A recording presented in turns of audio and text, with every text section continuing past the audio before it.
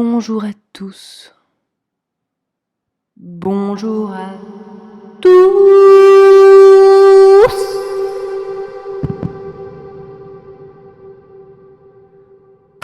Bonjour à tous, j'espère que vous allez tous très bien. Ça fait quelques semaines que je ne vous ai pas vu, que vous ne m'avez pas vu, que je n'ai rien posté. Et pour cause, j'étais occupée à commencer le montage des vidéos que j'ai prises pendant les vacances d'été. Alors effectivement, j'avais un peu sous-estimé la tâche, je pense, parce que pour le coup, c'est très long. J'avais beaucoup filmé. Je me suis vraiment surprise à filmer énormément de choses en fait pendant ces vacances. Et le problème, c'est qu'une fois qu'on rentre, déjà, on n'est pas content d'être rentré. Et puis la vie reprend, donc pas possible de prendre tout le temps à monter des vidéos et à se remettre le nez dedans. Mais ça y est, c'est chose faite, j'ai commencé à le faire.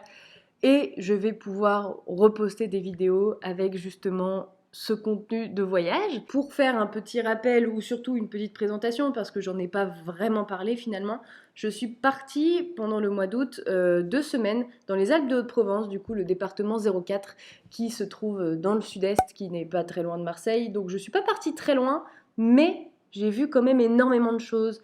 La région sud est une région superbe. Ce département est vraiment, vraiment génial. Il vaut vraiment le coup. Il y a beaucoup de petites villes très sympas à visiter. C'est pour ça que j'ai décidé de faire une série sur mes vacances pour vous faire découvrir un petit peu notre merveilleuse région, ce merveilleux département et peut-être donner des idées de vacances pour vous, pour le futur, parce que ça vaut le coup et finalement pas besoin de prendre l'avion pour voir de superbes choses et vraiment s'amuser. Donc voilà, j'espère vous donner envie avec ces images-là. J'ai pas encore fait de calendrier précis avec les publications, les chapitres, entre guillemets, les parties des vidéos. En tout cas, il y aura 1 ou 2 endroits maximum par vidéo. 1 ou 2 endroits dans lesquels je suis vraiment restée pour dormir, disons, dans la vidéo. Et j'ai décidé d'essayer de faire un format différent des premières vidéos que j'ai pu faire sur cette chaîne. Donc au lieu de mettre vraiment beaucoup d'images, 10-12 minutes de prise d'images avec de la musique et tout dessus, j'ai décidé de parler peut-être un peu plus avant et ensuite faire des formats courts, condensés et plus rythmés au milieu avec les prises d'images que j'aurais faites dans les endroits visités et terminer par une conclusion logique. Mais en gros, voilà, j'essaye de changer de format, changer de rythme et j'essaye de nouvelles choses parce que finalement, en fait, c'est ça l'objectif de ma démarche sur YouTube, en fait. Hein, c'est vraiment juste essayer et puis tester des choses et voir si ça marche. Et au pire, si ça marche pas, bah j'essaye autre chose. De toute façon, c'est pas mon métier. C'est pas comme s'il y avait quelqu'un derrière moi pour me pousser. Sans plus attendre, je vous propose de commencer avec le premier épisode qui s'est déroulé à Puy-Loubier et à Fort-Calquier. Le premier jour du voyage, je me suis arrêtée donc à Puy-Loubier, qui était un village au niveau de la Sainte-Victoire. Je suis allée dans une chambre d'hôte qui s'appelle Lou Ribas, donc je mets toutes les informations dans la vidéo de toute façon.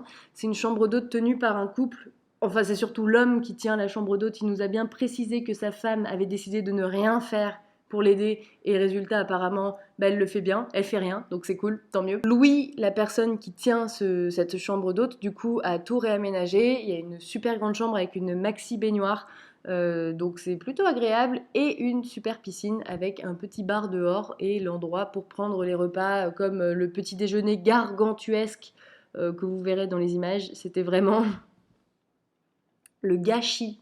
Le gâchis. Cette chambre d'hôte, si vous allez à Puy-Loubier, je la recommande vivement parce que pour le coup, au niveau du confort, il y a tout ce qu'il faut. Après, il faut aimer se retrouver avec la personne en fait qui gère la chambre d'hôte parce que finalement, cet homme ne va pas vraiment vous lâcher. Il aime beaucoup parler, il aime beaucoup bousculer, raconter un peu des blagounettes, hein, on va dire. Il a roulé sa bosse, le monsieur. Rares seront les vrais moments où vous allez pouvoir vous poser au bord de la piscine sans avoir quelqu'un qui tourne autour de vous quelque part. En même temps, bon, j'ai envie de dire c'est chez lui, donc c'est normal s'il veut profiter du bord de la piscine en plein été.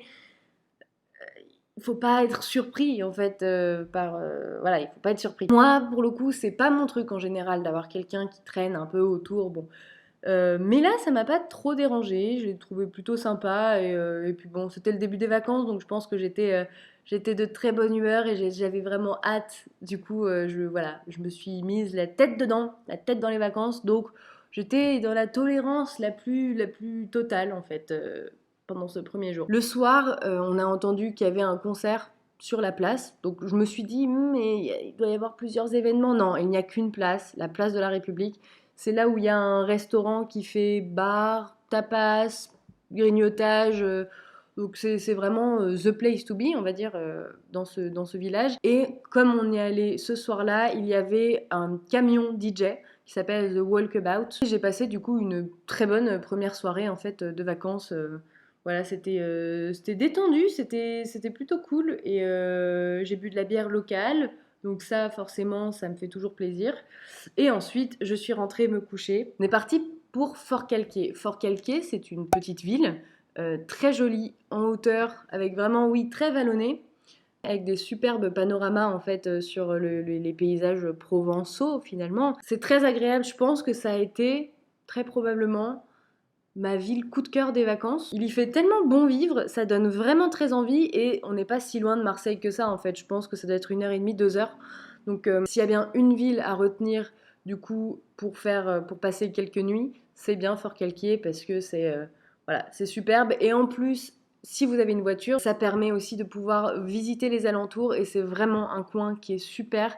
Il y a des très jolies routes, des beaux paysages. Je recommande à 100%. Dans cette ville, un petit peu dans les bordures, on va appeler ça les faubourgs, il y a une grande place, en fait, c'est à côté de la cathédrale, il y a une grande place sur laquelle beaucoup de monde fait de la pétanque, et quand j'y suis allée, il y avait un tournoi justement avec des gens très sérieux qui notaient tous les scores, tous les trucs. C'était vraiment une ambiance du sud en fait, hein. Là, on peut difficilement se tromper sur la zone géographique, hein, quelque part. Et ensuite, le soir, on est descendu pas très loin de la grande place où il y avait le tournoi de pétanque. Il y a une espèce de grande route qui, du coup, par laquelle on arrive en fait à Fort-Calquier en voiture. Et à cet endroit-là, on est tombé sur un restaurant qui faisait des tapas, des cocktails. C'était plus un bar un petit peu cool, un peu jeune. Et pour le coup, aucun regret, très sympa comme endroit pour passer une soirée. Malheureusement, on y était un lundi soir, et comme dans beaucoup de petites villes, le lundi soir, énormément de choses sont fermées. Donc, il y avait des cafés, des bars dans lesquels j'aurais bien aimé aller. Malheureusement, ils n'étaient pas ouverts, donc on s'est rabattu sur cet endroit-là qui s'appelle la Boca. Et pour le coup, c'était largement ce qu'il fallait, c'était parfait. Et j'ai passé une très bonne soirée, du coup, là-bas. Le lendemain, on est parti de Fort-Calquier. Et je ne vous dévoilerai pas l'endroit dans lequel on est allé ensuite, parce que ça ferait l'objet d'une prochaine vidéo qui est en cours de construction.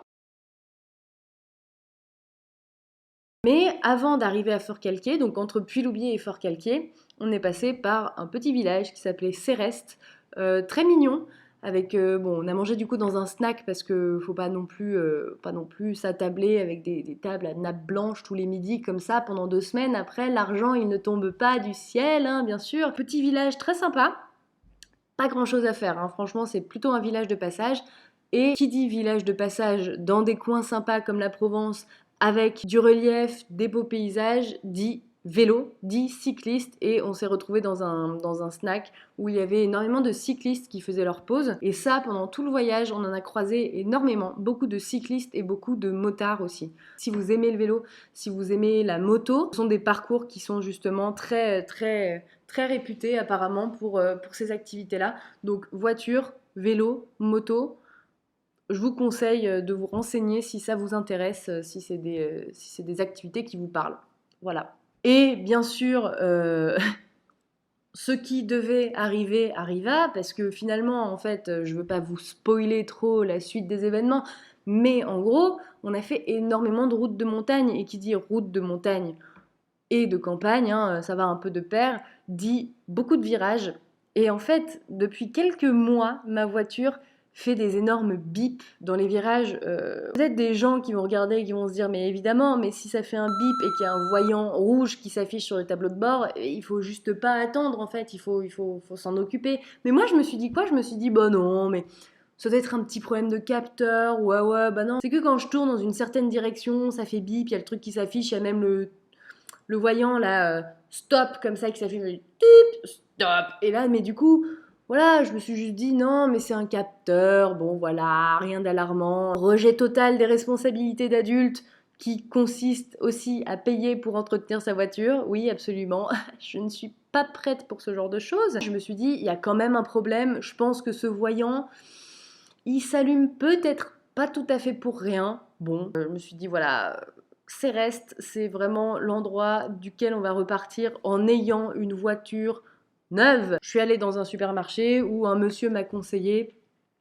m'a fait acheter une bouteille une bouteille d'huile en fait, que j'ai vidée dans son intégralité dans le moteur.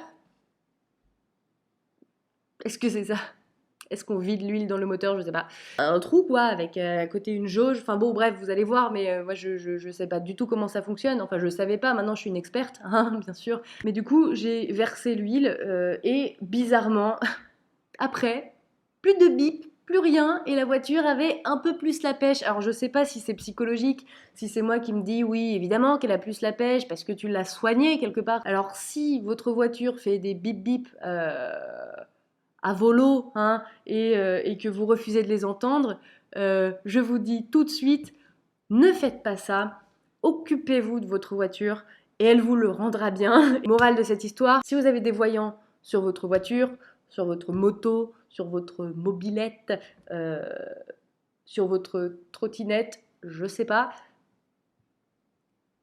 occupez-vous-en. Du coup, je vous laisse avec la vidéo qui dure un peu moins de 3 minutes 30. Comme ça, vous êtes prévenus. J'espère que ça vous plaira, j'espère que ça va vous donner envie et je vous retrouve juste après.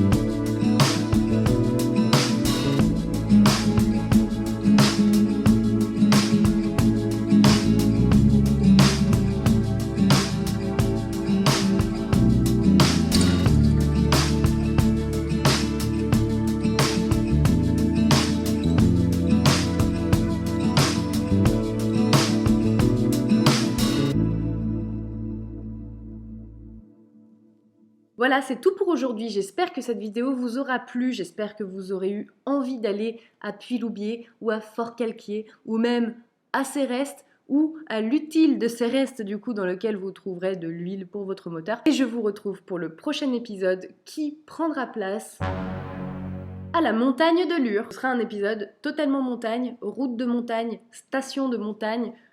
Ça va être super, j'espère que ça vous plaira. En attendant, j'espère que cette vidéo vous aura plu. Si ça vous plaît, n'hésitez pas à la partager, à la liker, ou à vous abonner à ma page Facebook, à vous abonner à mon Instagram, à vous abonner à ma chaîne YouTube pour vous tenir informé des nouvelles vidéos qui vont bientôt arriver.